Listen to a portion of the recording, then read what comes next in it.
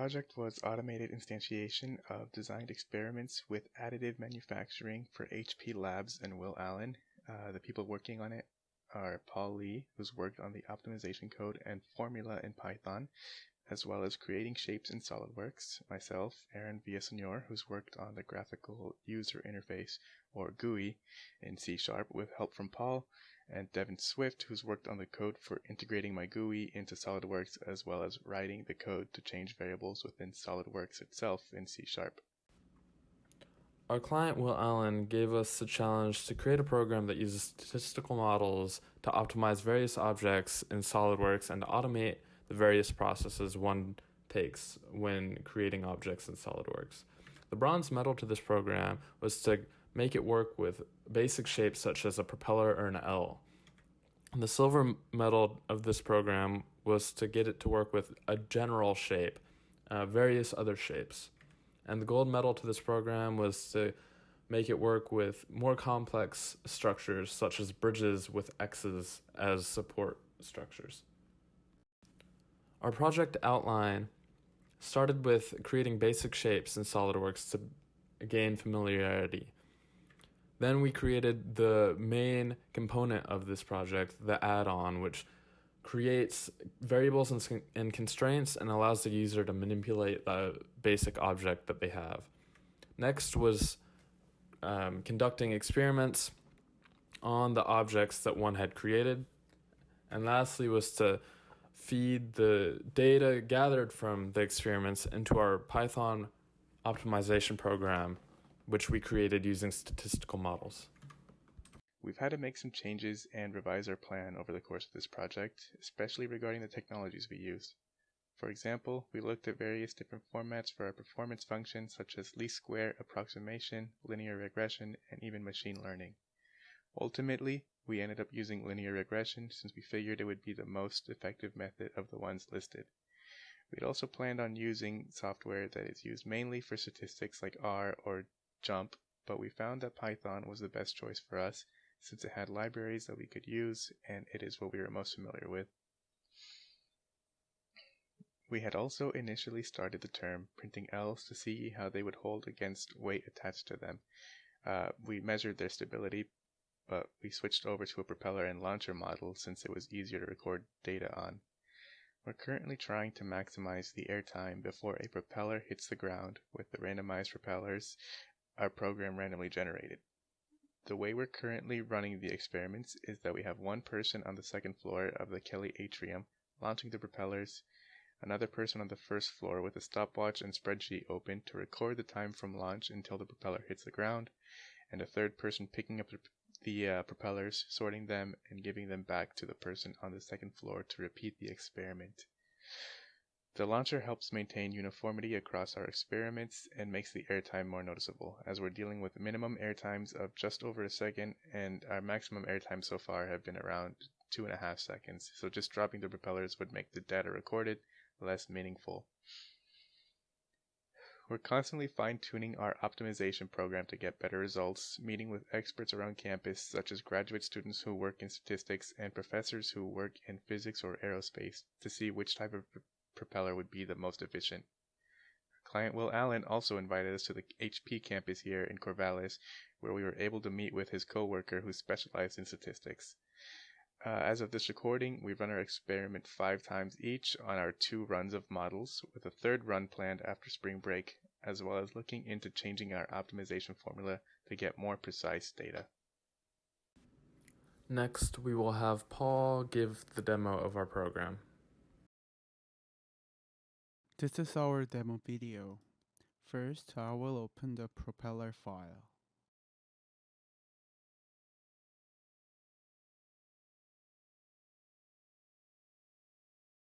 This propeller has 5 variables. Angle represents the angle of the wing. D represents the depth of the wing. W represents the width of the wing. L represents the length of the wing. And N represents the number of the wing. Our program changed these variable values to make random object and optimize the result by using the regression method. The user can open our program by clicking the Pikachu button on the right side. The first thing the user has to do is add variables. To add a variable, click the Add Variable button. To add the variable, the user has to type the variable name, its minimum value, its maximum value, and its type. After type it correctly, the user can add the variable to the program by clicking the Add Variable button. By repeating this step, user can add every variable that user want to vary by our program. Since the number of wing is integer, the user has to click the integer radio button. Now we will add constraint. Click Add Constraint button. The user can see the variable they add at the right top corner. To add constraint, the user has to type the constraint name and constraint equation. The constraint equation can be an equality equation or inequality equation.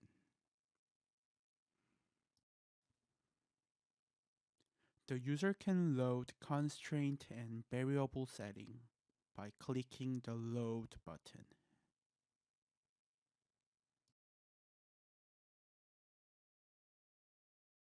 As you see, the variables and constraints has been changed.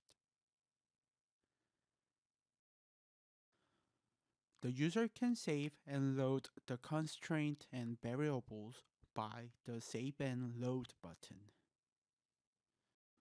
After writing down the variables and constraint, the user can generate random object by clicking the Generate Random button. As you see, the variables has been changed. One of the constraint was having an 8 cm cube volume, and the constraint has been satisfied. If the user clicks the Generate Random button, our program generate a new random object.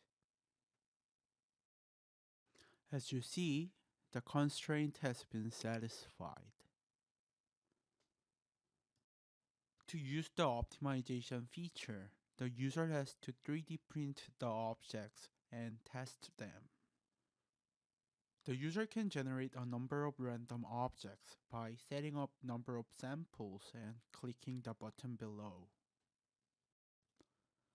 If the user clicks sample.sld part button, our program generates random SLD part file. And if the user clicks the sample.stl button, then our program generates random STL file. Our program is now generating 8 random objects with STL files.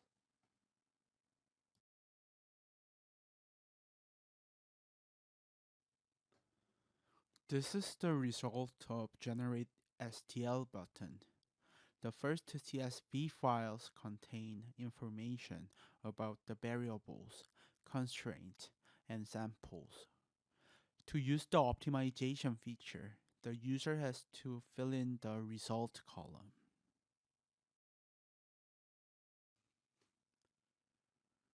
The user can use STL files to print, measure the result, and fill in the result column. For the optimization demo, we will use the data that our team has been working on. We generated 16 samples per generation, and this is the first generation. We printed the object and measured the float time. To do the optimization, click the optimization button and open the CSV file with the results. Then our program generates regression function, find the optimal point, and change the variable range close to the optimal point. With this result, our team printed the second generation with the 16 samples. The user can optimize it with the second generation by clicking the optimization button and open the second generation result file. These are the propellers after 2 optimization process. The user can change the learning rate. Bigger learning rate change the variable range more dynamically. Thank you for watching this video.